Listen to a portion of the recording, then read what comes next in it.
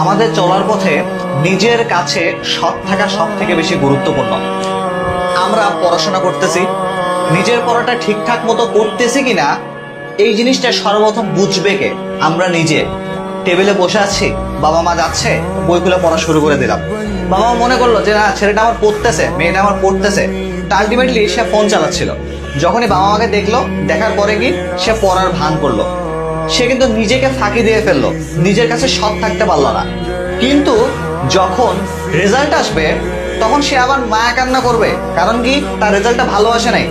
বাপ মা হয়তো বুঝতে পারবে যে না, আমি তো যখন গেছি তখন দেখছি যে আমার ছেলে কিংবা মেয়েটা পড়তেছিল, কিন্তু আলটিমেটলি সে তো ফাঁকি দিচ্ছিল। জীবনে কোনো না কোনো সময় এই যে নিজের কাছে সৎ না থাকার ফল, এটা কিন্তু আসবেই। রিভেঞ্জ অফ নেচার যেটাকে আমরা বলি, এটা কিন্তু অবশ্যই সংগঠিত হবে।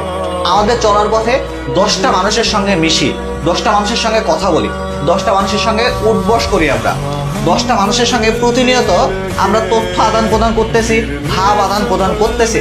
কিন্তু অনেকেই আছে যারা মেকি, যারা কি নিজের ভেতর ভণ্ডামিটা রেখে অন্যের জনের সাথে কথা বলে।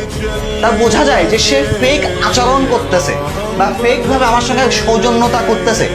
এগুলো না করে, যদি ইচ্ছে না করে কম কথা বলি, দূরে থাকি, কিন্তু নিজেকে ভণ্ড আকারে প্রকাশ না করি, নিজেকে অন্তত সৎ আকারে প্রকাশ করি, যেন নিজের কাছে বলা যায়।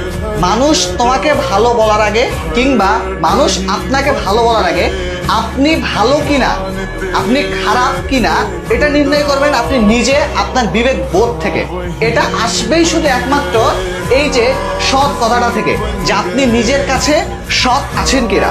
এই জন্য চলার পথে চেষ্টা করেন যেন নিজেকে দিন শেষে বলতে পারেন আমি সৎ ছিলাম, আমি আমার মতো পরিশ্রম করছি, আমার ডেডিকেশন স্ট্রং ছিল। আমি যদি না পাই, সেটা স্রষ্টা আমার নিয়তিতে রাখে নেই, আমি সামনে দারুণ কিছু পাবো। এতটুকুই আশা ব্যক্ত করছি। ভালো থাকবেন সবাই।